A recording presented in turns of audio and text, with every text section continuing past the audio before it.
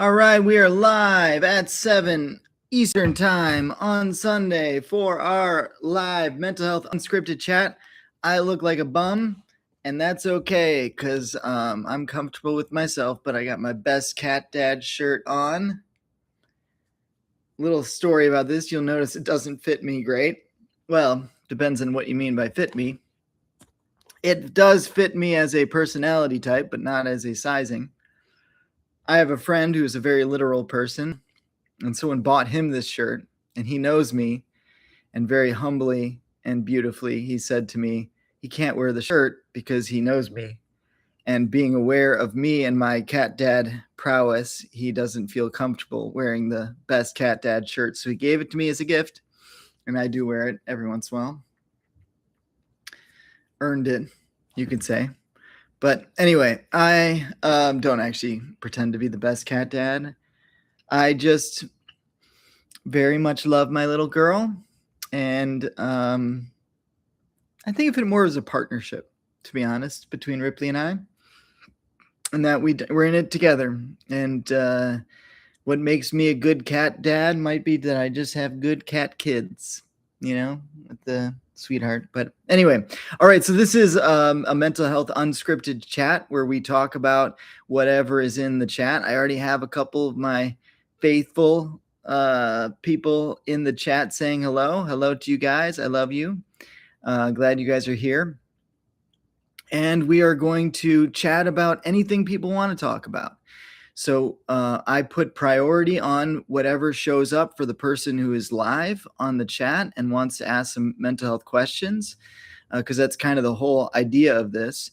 Now, of course, I cannot claim confidentiality or anonymity. I do my best to not call out certain names, so it's as anonymous as possible. You can always say asking for a friend, and no one will ever be able to deduce what that code actually means. But with that said, so please ask questions at any time, and I will address those.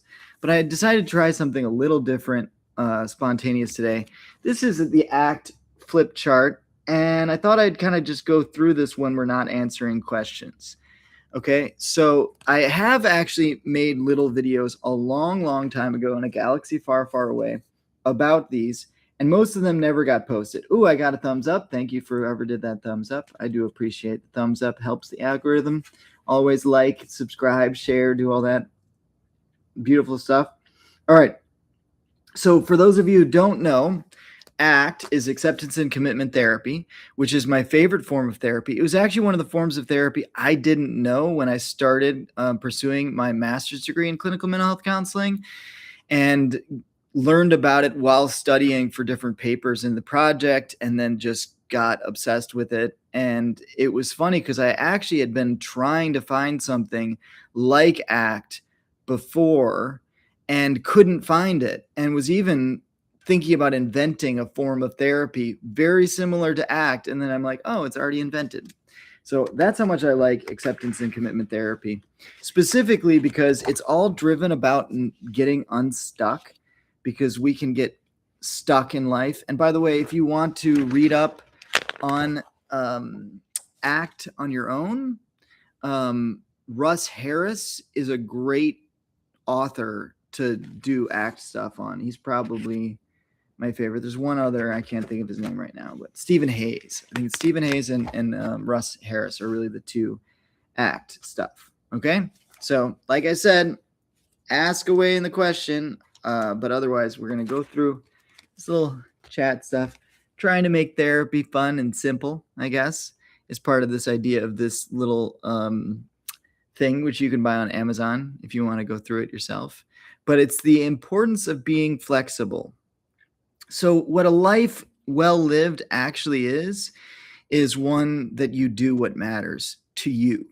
And that's one of the things that in therapy, and I realized this even before I studied counseling, that like, you can have a goal for someone, but if they have a very different goal for yourself, there's no reason to even try.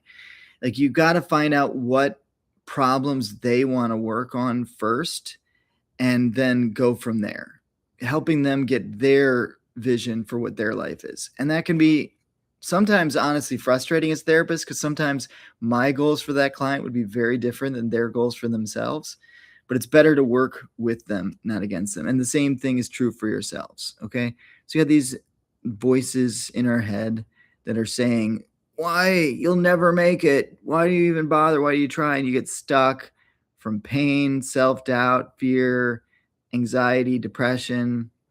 And you're trying to avoid these distressing thoughts and memories, which ends up why you end up getting stuck. So in ACT, there is these 6 different energies, 6 different tools, 6 different avenues that you look at. Now, it could all be broken down into 3: open, aware, and engaged, right?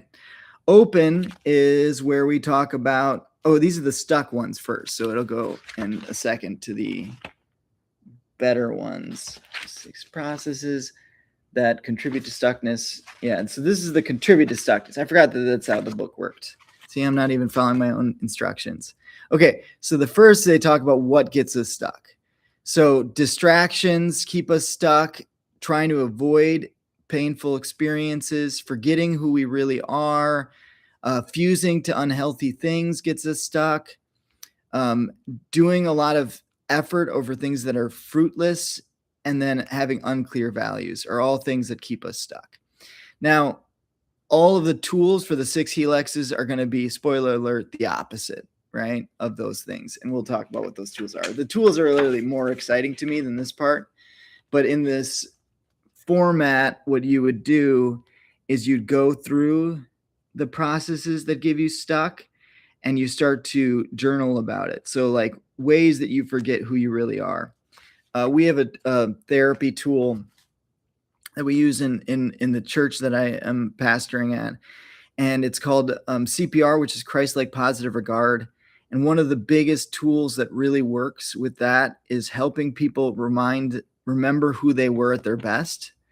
So instead of coming and be like, you're not doing this right and you're not doing that right, that often gets defensiveness, justification, or denial, with instead going, I remember when you did this wonderful thing. I remember when you did this brave thing. I remember when you did this hard thing.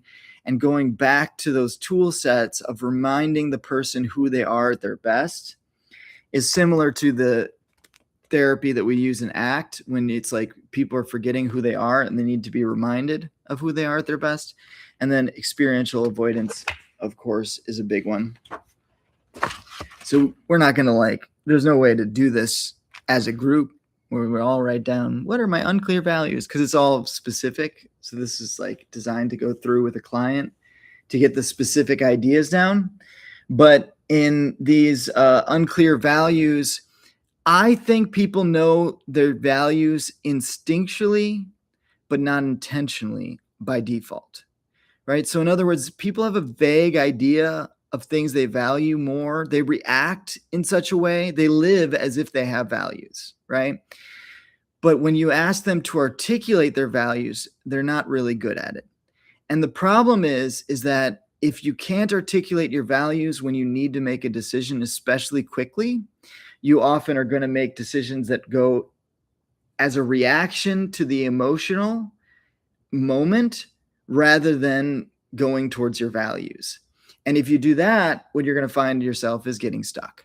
So you're going to find yourself in the same experiences over and over again because you're responding to the same wounds rather than making an intentional decision to live your values.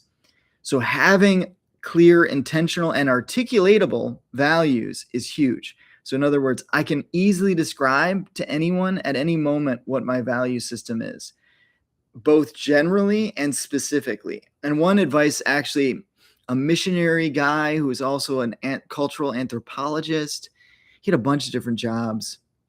He was an older guy, had worked all throughout the globe doing all these different interesting things. He said to me that having an individual mission statement and vision statement, not for a company, but for yourself as a person, can be really helpful to articulate your values. And I always remember that. And then fusion is where you get stuck on different things. So confusing thoughts with reality is the most thing we get fused to. So in other words, I mean, a big fuse statement is I am depressed is a fuse statement, right? I am currently experiencing feelings of depression is accurate. Fusing that to my identity, or you could even be like, people are like, well, I mean, honestly, people talk about diagnoses sometimes like this, so at least they say I have ADHD, but I am on the spectrum, right? It's like, be careful with what you identify as, because you're naturally going to be fused to that thing. It's going to be really hard to change. You guys like this format? Let me know in the comments if you want me to do more stuff like this where we go through material. I'm not getting as many questions in the chat. So maybe that's just because you're enjoying this so much and you're getting so much out of it.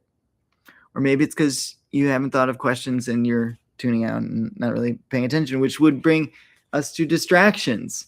Because many times the problem is that love it, taking notes, cool.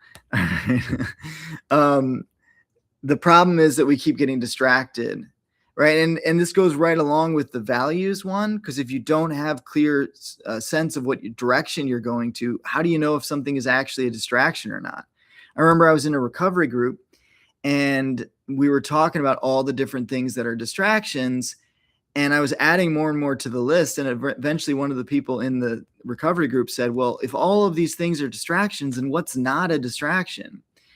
And basically, I think my answer was anything that pulls you deeper in to life and love, right? So that makes you more engaged in your life, wherever that is, and draws you closer to love, which is connection with yourself, others, and God, right?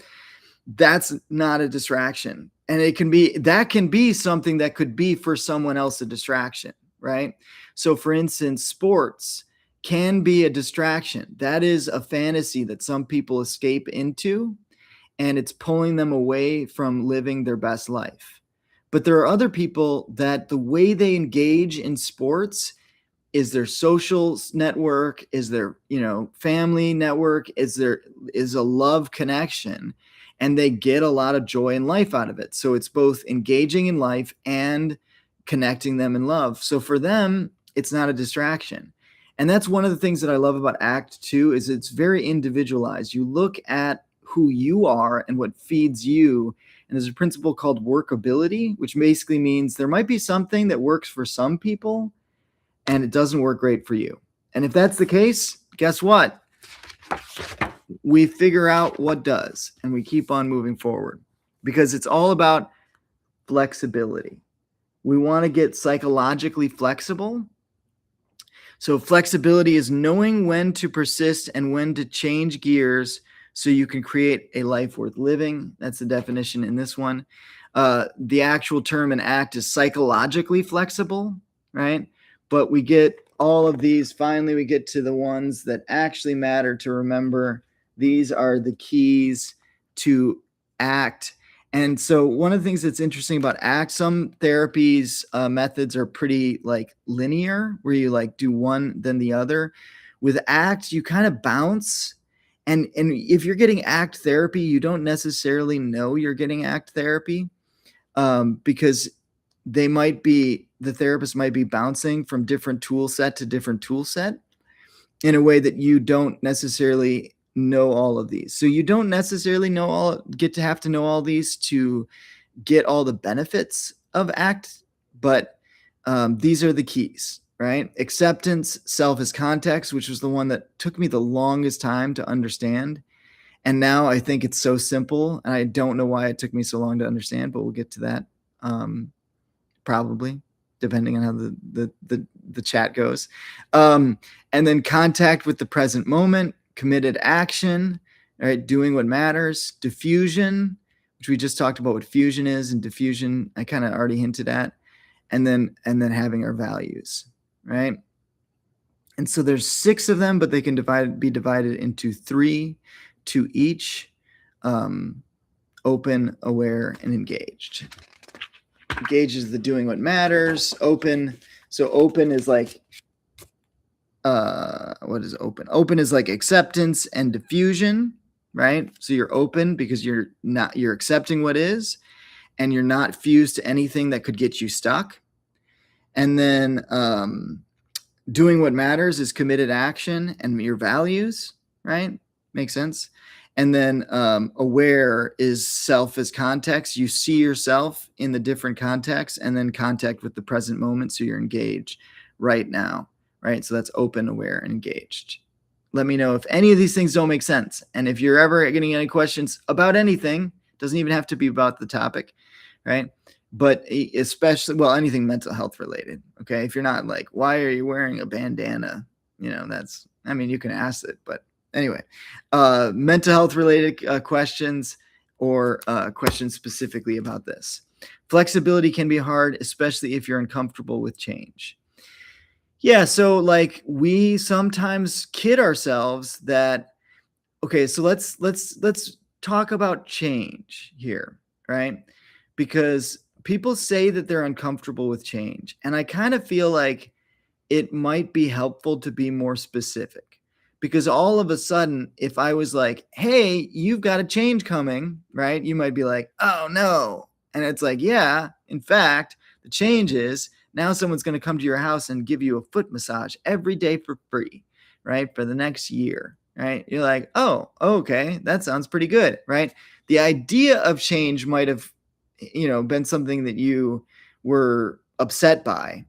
But once you heard what the change is, you're kind of like, "Oh, wait, that's great. I'm happy about that change." I don't know if you like foot massages. Not everybody's a foot massage kind of people. I just think my feet are hurting a little bit because I went on a run right before I came, which is also why I'm disheveled and have the bandana on here. So you got the answer after all. But anyway, so like what are we really afraid of can be a really good question. What do we really not like with change can be really helpful to unpack why we say we're uncomfortable with change. Because if it's positive, pleasurable, easy, right? We probably are liking it. Now, long term, even if it's hard, if it brings us more into those things that are life and love, we'll retroactively like it. And what a therapist would want you, hopefully, to be is where you can tolerate / even appreciate hard changes over time because you know that they will bear fruit in the long run, right? So some of these things are, difficult to do, but can be helpful in the long run. Okay, so now let's talk about a couple of these individually. Okay, so acceptance, I think, is one of the most, well, actually, I'll start on this end of the page. Self as context, again, one that took me so long to understand what it was all about. Okay, so the other side of self as context is self as content.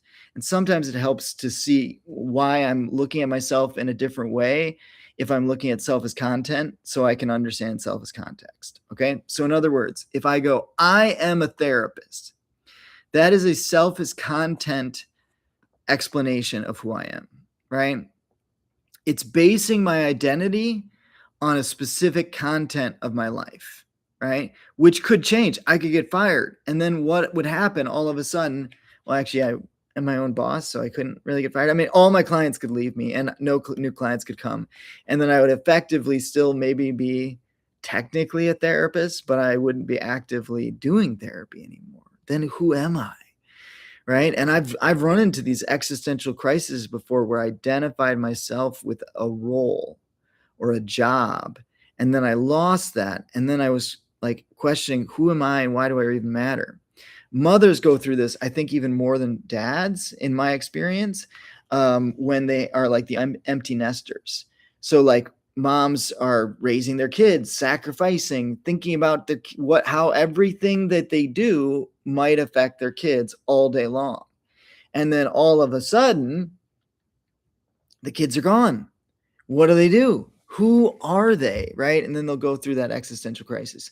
This is stereotypical, so it isn't always true, but generally, women identify more by their relationships when it comes to self as content, and men by what they do.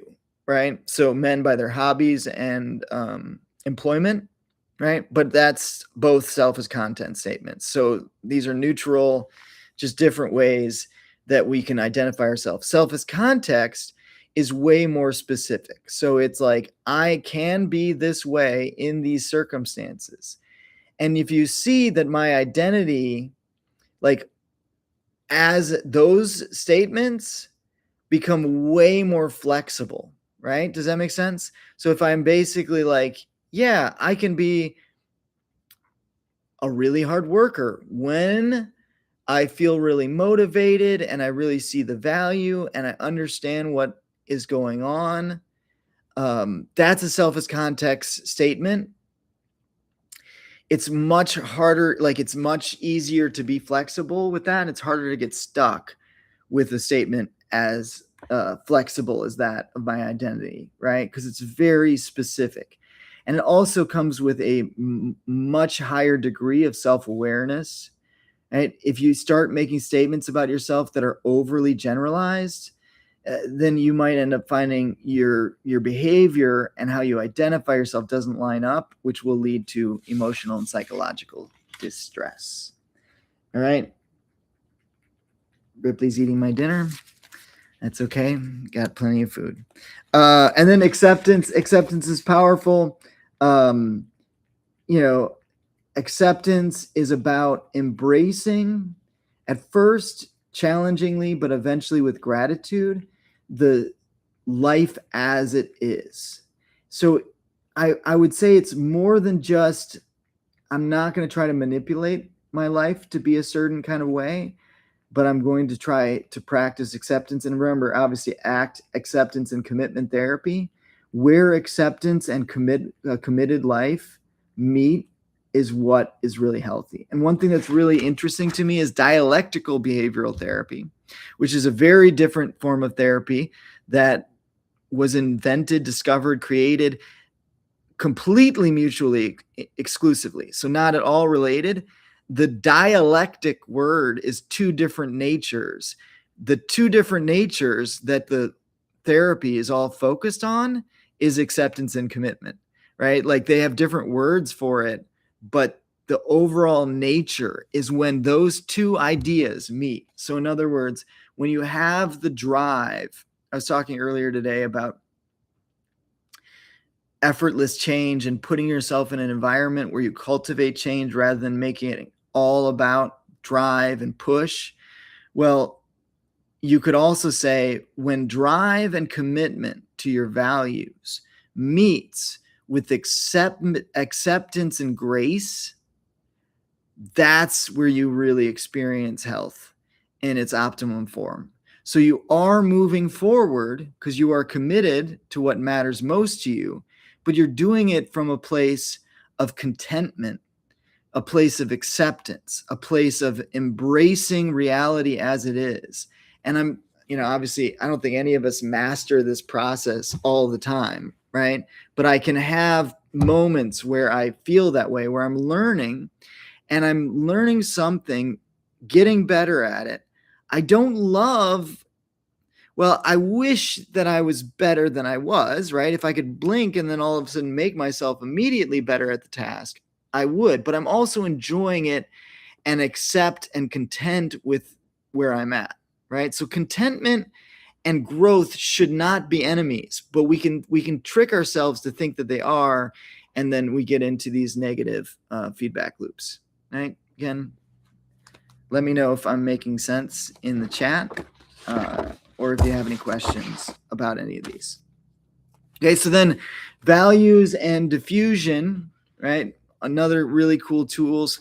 So values, obviously, we kind of know what our values are. We know what the word values are. Hopefully, we know intentionally and articulatably what our values are. But it's like one of the things that when I'm doing some value-driven work with clients that I try to get them to do is to make value decisions where you can't do both easily, because that's how values actually are displayed in the world, right? Like for instance, if I asked you, do you want to be polite?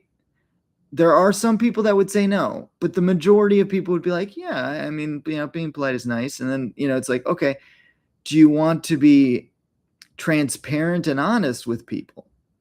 Yeah, that's nice. Okay, if you only had to choose one, which is more important to you and why? Oh, I got another thumbs up. Thank you for whoever gave me the other thumbs up. So thumbs up the videos helps out the algorithm. I try to always point that out. So think about that, right? That's a go-to example of the different values and how they differ, because honesty, transparency in an extreme form, right? If I'm all the way on that end of the value, will often make me have to be rude to people. Right? I'm going to be confrontational if I'm going to be focused on transparency and honesty. So people with a high degree of candor can be very rude people.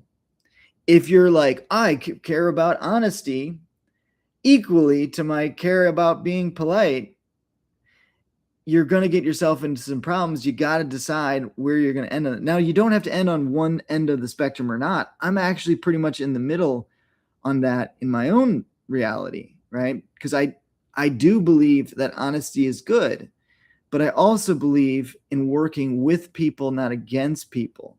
And if anything, I might actually personally be more on the politeness side, way more than I used to be. So I definitely used to be all about the candor, transparency, and honesty. I even remember reading a book called Radical Honesty and like being like, I'm going to be that radical honest guy, and really valuing that part of it. And then later in life, totally took a 180 degrees the other direction. And now I think I'm a little bit more balanced. But why I'm more towards politeness, even though I don't love etiquette much, I don't care for the ritual of what we culturally think is the right way to do things. It's like those rules don't really matter to me. I do believe in empathy, and I do believe in working with people. And so in terms of proper communication, we can think that there are these words that are just objectively true, but the reality is a little different. The reality is that what actually gets communicated is different to individuals. And so sometimes you can kind of like steer too much in your rightness if you're trying to be transparent and honest, and actually be crushing someone because you're not actually listening to them, paying attention to their energy and what's going on with them. And so this is where I would go towards more that value. But this is just one example of really thinking through what are your values, what matters most. Okay, so we got a comment. Transparent and honest would be my choice. Right? Again, okay, yeah, between the two. Okay. You can let people know your intention is not to be hurtful, but in general, being polite is giving the respect we want to receive ourselves. Yeah. And then like there is no right or wrong. I mean, you can have a pretty bent, messed up perspective on both of these, right? So you could be candor in a way that is totally inappropriate and unhealthy. And you could be polite in a way that is totally inappropriate and unhealthy, right? So on either ends of the extreme, you could do it in a healthy way or an unhealthy way. And then you could also have a balanced approach, right?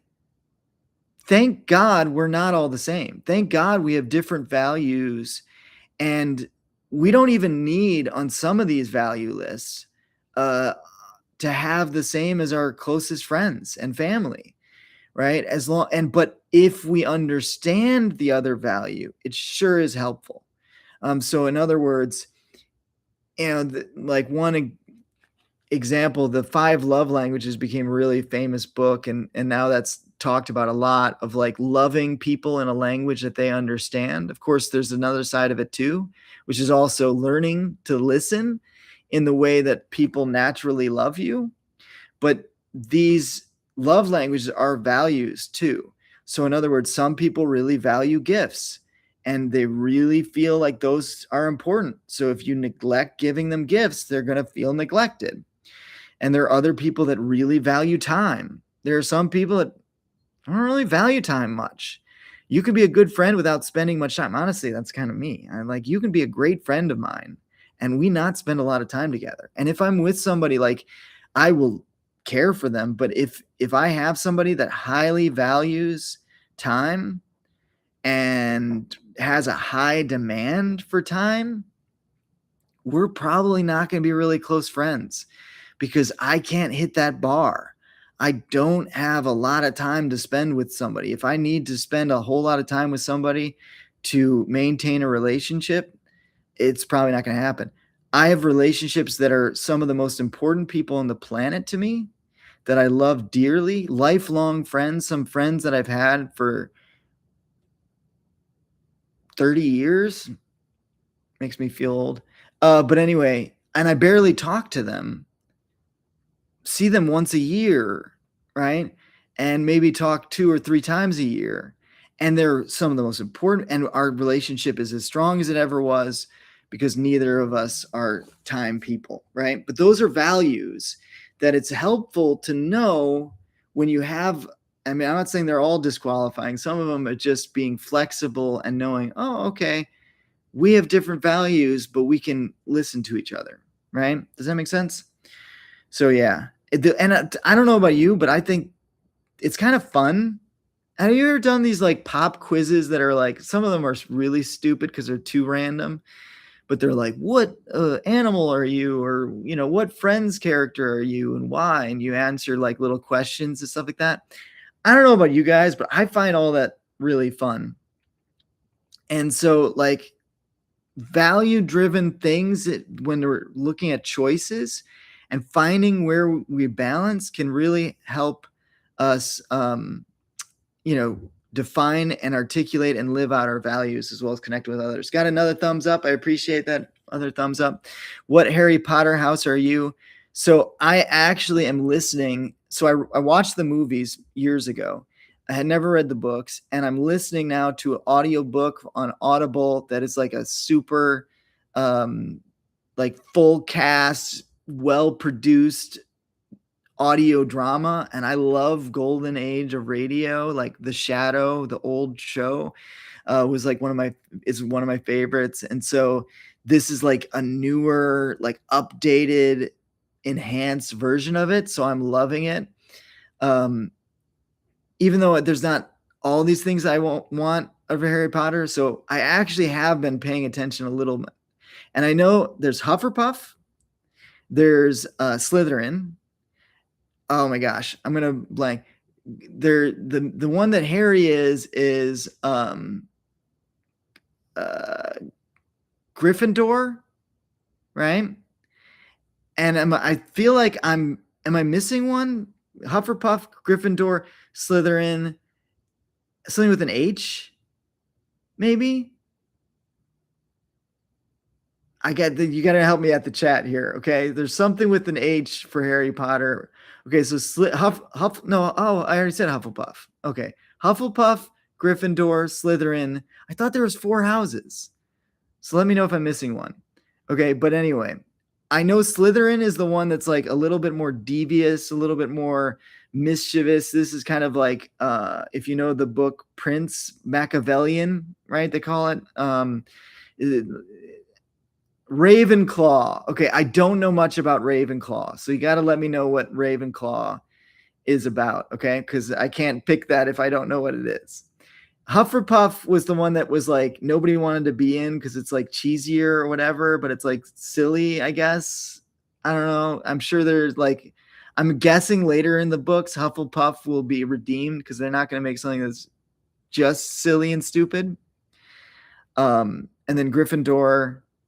I mean, I loved Griffins my whole life. So I don't want to be stereotypical and pick the same thing Harry Potter picked, but I'm definitely not Slytherin. I don't think I'm probably Hufflepuff. You'd have to tell me what Ravenclaw is for me to describe that or whatever. But I'm leaning towards Gryffindor, right? Because that I think probably fits the best for me. Ravenclaw is like witty. Well, I could be a little Ravenclawish. Yeah. I wouldn't be opposed to that. But I even can't play like in video games, I can't play evil characters. Like when I have to be conniving, it makes me uncomfortable. I wouldn't like it. Someone would say that I'm Ravenclaw. I'll look more into it. Now I'm going to do research on this topic.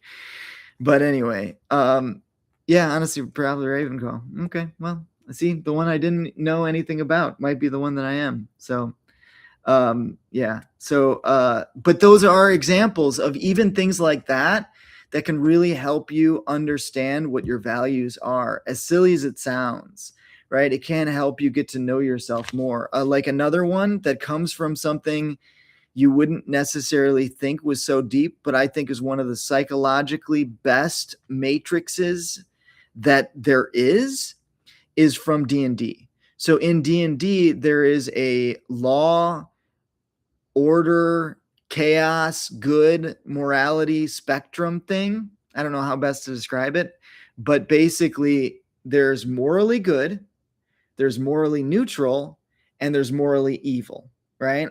So you can visualize that, right? And then there's very orderly or law driven, there's neutral, and then there's chaotic. And these matrices can be different, right? So you can be morally good and lawful, right? Think, gosh, let me think about this. Who's a morally good, lawful character? Dudley Do Right. Weird that was the first one that popped in my head, right? Boy Scout, does the right thing, makes the list, is completely orderly and structured, believes the law is good. Actually, my first therapist was this. When I first described her, this nature, understanding your values, she was like, how could you be not orderly? Or how could the law ever be evil? Evil chaos or good chaos. Man, I can't talk today. Good, chaotic good is a contradiction in terms. And I was like, wait, no, Jesus was chaotic good. He was a rebel. Gandhi was chaotic good. Martin Luther King Jr. was chaotic good. In fact, Martin Luther King Jr. was criticized by a whole lot of pastors who called him a rebel rouser and a radical. And he wrote the letter to the Birmingham jail, which is one of the most beautiful things ever written. Letter from the Birmingham jail, I should say. One of the most beautiful letters. It makes me cry every time I read it. Very intellectual, very passionate, just moving. All that to say, Martin Luther King Jr. definitely radical, chaotic, good, right? Moral good, right? So you can be chaotic evil, you can be chaotic good, you can be lawful good, but like that's a good thing to know because there are people that are lawful, and I would say sometimes the one that I got another thumbs up, thank you.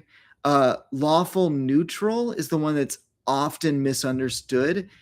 People think they're good, but they're really just people that are driven most by following the rules and the law, and they will not break the rules to help someone. They will not break the rules to make a difference. And I would say I'm good, moral, good. And this is, by the way, not to say, whoa, I'm so great, yay me. This is your values, what you're driven by, not necessarily your performance. So you could be a terrible person, but you're still driven to be morally good, right? It's still an important value to you, right? But the chaotic and lawful thing is a really helpful thing to understand about your nature. I'm, if anything, I would say leaning more towards chaotic good than definitely more than lawful good, right? So I'm somewhere between good neutral and chaotic good. I might be saying these a little wrong, but I think you get the gist of it. Okay, but those are all different values, and it came from D&D, not psychology, but it's fascinating and it's very insightful. So wherever you can kind of get to have a deeper understanding of your values can be very helpful in this process. We talked about values a lot. Okay, diffusion is a super powerful tool, diffusion. And the go-to example, it's if you've been around me a lot, you've heard this before, but it's just a really good one. If all of my thoughts are on one hand and all my feelings are on another hand, and I'm like this, How well am I seeing my thoughts and feelings? Not well at all. How well am I seeing the world? Again, not well at all. It's only when I'm here that I can see everything around me and I can see my thoughts and I can see my feelings and act. Oh, I got another thumbs up. Thank you for that thumbs up. And act in alignment with that. It's like I put my hands above my head on my head, and then all of a sudden I had more likes. Oh, it didn't happen again. I thought it was the secret. I just keep doing that. Anyway, this is diffused. It's not detached. I didn't cut off my hands, right? I didn't detach entirely from my thoughts and feelings, but I diffused from them. And practicing language helps with this, right? Diffusing language, right? Like, for instance, currently I'm having thoughts of sadness. Immediately makes it so you're not like this with your sadness. When you're like this with your sadness, you get stuck with it, and then you feel permanent. You see, it feels pervasive. You deeply have personalized it. You're just stuck, right? And you can't actually healthily process. Ooh, wait, I think I got another like. Maybe it does work. Um, you can't fully understand even what you're feeling, right? So those are the moments when you're like, I don't know what I'm feeling, right? Because you're just so fused to your thoughts and your feelings. Don't believe everything you think. It is just a thought, is a phrase we use in ACT. It's just a feeling, right? Doesn't mean it's true or untrue. In ACT, we try not to use true or untrue. We try to use helpful or hurtful. Is that a helpful thought? Is that a helpful feeling? If it is not a helpful thought and a helpful feeling, what would be a healthy alternative? Now, here's where a lot of people get this wrong in ACT. When I say, is that a helpful thought? And they go, no, it's hurtful. Okay, what would be a helpful thought? People instinctually seem to go to the opposite of what the thought was. And that's rarely helpful or the best strategy. I'm not saying it's never, but it's rarely, right? I'm a stupid idiot and I'm the worst person ever. And it's like, okay, well, is that thought helpful or hurtful? Let's not even worry about whether it's true or not. Is it helpful or hurtful? You go, well, it's a hurtful thought. Okay, what would be a helpful thought? I'm the smartest person in the planet. It's like, okay, now we've just gone from self-loathing to narcissism. I don't know if that's gaining ground when it comes to our mental health. We did move. We are flexible, right? But we went from one end of an extreme to another end of extreme. The thought that you have, even that you're an idiot, is not entirely evil thought, right? It's not it's overall hurtful for most people, right? So what would be a more helpful thing that could get that same goal done, but in a way that builds you up rather than breaks you down? That's the kind of nuance that we're trying to get towards. Does that make sense? Let me know in the comments. Okay, so contact with the present moment is another big one of the 6 big tools in the ACT arsenal. This is meditation. This is mindfulness. This is being engaged and allowing yourself to feel. And in therapy circles, basically, there was the behavioral therapy movement that made a huge difference and all of a sudden really helped a lot of people. And then there was the second wave, was cognitive behavioral therapy, where they realized that the same mechanism of behavioral therapy. And when you think of behavioral therapy, think like Pavlov's dogs, right? It's, the bell and saliva kind of thing, that we condition responses, that we reward. That's basic behavioral therapy. Cognitive behavioral therapy saw not only the cognitive patterns that ran us into problems called cognitive distortions. I could do another week where we do CBT and focus on that. But anyway, it also saw that our cognitions were enough that they could be rewarded or punished in the same way as our behavior. So that cognitions, when it comes to our mind, is the same as behavior. In fact, visualizing an experience and living that experience is not as different when it comes to the reaction chemically in our brain. Right? So getting an actual hug physically is going to be a better reaction with oxytocin and having a feeling of safety and comfort than just visualizing yourself being hugged and really imagining it and meditating on that, but not as different as you think it would. So you can actually, through your cognitions, abuse yourself. Here's a big one, over and over, far more than the event actually did. In fact, that's what usually happens with post-traumatic stress disorder, is that people, not intentionally, but in reaction, their mind rehearses these traumatizing events.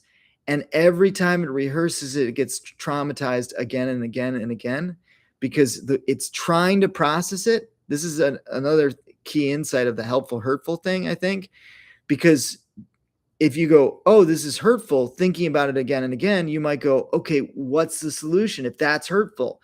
Then I'm going to do the opposite and think that's going to be helpful. I'm going to never think about it again. And guess what? That is also typically hurtful, right? So if your option is rehearsing this over and over in a way that makes you feel more and more traumatized, or never thinking about it again when it comes to a traumatic experience in your life, you are going to very likely be stuck. What we need to do is have a process to reprocess this so that we can actually move forward in a healthy way, right? Now, what that looks like is going to change from person to person, and working with a therapist can definitely help with all of that. But the point of it, thank you for the like, even better if you have the like on the thumb on the video, but I appreciate all the comments, honestly, even the laughing stuff. I don't necessarily call it out, but I do see it, and I do appreciate an active chat, especially questions. Love the questions, right? So all that to say, then after cognitive behavioral therapy, there was the third wave, which ACT is part of. Oh, say hi to the star of this channel. This is Ripley, the adventure cat. She pops in for the live stream, but she's a show cat, so she only really comes for the little shorts most often. Anyway, what was I talking about? Third wave is mindfulness. We found that mindfulness stuff helps hugely. So beyond just cognition, practicing engaging in sometimes grounding exercises where you think about your different senses and your feelings, visualizations, meditations, super effective tools when it comes to your mental health, right? So contact with the present moment is not just accepting, but engaging in that moment. And then finally, committed action. And committed action is just when you make a choice of what your values are going, you're going to start to act. Whoa, that's what we call acceptance and commitment therapy. Act. So there is a way to act into better health. It is a pun-centric way of talking about therapy. There's no way around it. And maybe that's why I like ACT so much. But I often think that sometimes you just got to do it. You just got to act into your values. And so I like that that's part of the tool set we have here. Okay, so the ACT question, and there's a bunch of, ACT loves to use different metaphors. But if the answer is yes, that is what builds psychological flexibility. Okay, so here's some questions. Given a distraction between you and the things you are struggling with and trying to change. Given a wait, hold on. I might be doing this wrong. Okay, here are questions that cover all areas we've been working on so far. Given a distinction between you and the things you are struggling with and trying to change, self as context, are you willing to experience those things fully and without defense, as they are and not as they say they are, and do what takes you in that direction of your chosen values at this time in this situation, right? Okay, so if the question is yes. So basically what we did is we went through all 6 of them in that ACT question, okay? So given a distinction between you and the things you are struggling with and trying to change, self as context. In other words, I'm not identifying myself based on the content of my life, not identifying myself as the struggle, right? I'm just an idiot, right? So I'm struggling with being too stupid, right? That's a very selfish content statement, not a selfish content. I am separate from my struggles, right? And I can change them because they are not who I am. Am I willing to experience those things fully and without defense, accepting the things that are painful and not fun about what I'm going through, right? Remembering they're not me, they're my experiences, okay? And I'm doing it as they are, not as they say they are, right? So in other words, whenever we're going through experiences, naturally those experiences become exaggerated to us, right?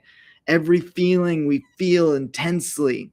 Well, diffusion is basically, look, I am experiencing these emotions, but as I process those emotions, I'm also keeping them at a distance, right? And there's a lot of tools that we use in ACT to do this, right? Okay, and then I do what takes me in that direction, right, towards my chosen values. So that's committed action and values. At this time, in this situation, contact with the present moment, right? Does this make sense? And hopefully you can see that there's a little overlap here with the themes, which is why you can just make it open, aware, and engaged. Okay, does that make sense? Let me know in the comments, ask questions and stuff like that, okay? So one of my favorite ACT metaphors is the quicksand one. Now, I actually saw videos of people getting out of quicksand, and this is not like the horse version that was in the Old West that is actually my favorite because I watched a lot of cowboy movies with my dad.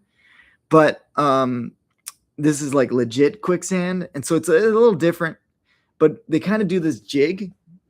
You lean to one side, right? Putting your weight on the part that isn't sunken in, and then kind of like jiggle up, right? And then you lean to the other side, and then you kind of jiggle up, right? And then you lean to that other side, and it's kind of looks stupid. But the real point when it comes to the metaphor, when you're talking about ACT, is that instinctually, when people find themselves in quicksand, they want to get out as fast as possible. And putting in that effort to get out as fast as possible is what makes them sink quicker and quicker. The more you struggle, the more you sink. If you actually accept it, leaning down into the quicksand, sometimes with your face right in the quicksand, and then inching your way out, doing the little wiggle, right? The wiggle dance, right? Actually is what gets you unstuck. So this is where we have to be open, aware, and engaged. We are moving, right? But we're open to the fact this is the reality, right? We are aware that we are stuck in quicksand, and we are engaging towards the direction we want to go. But we've got to be really slow and careful with that, and you got to sometimes deal with the uncomfortable emotions, sometimes feeling it and experiencing it as you get out of the quicksand. Okay, hoping all makes sense. Chat's gone a little quiet, but hopefully you're all with me still.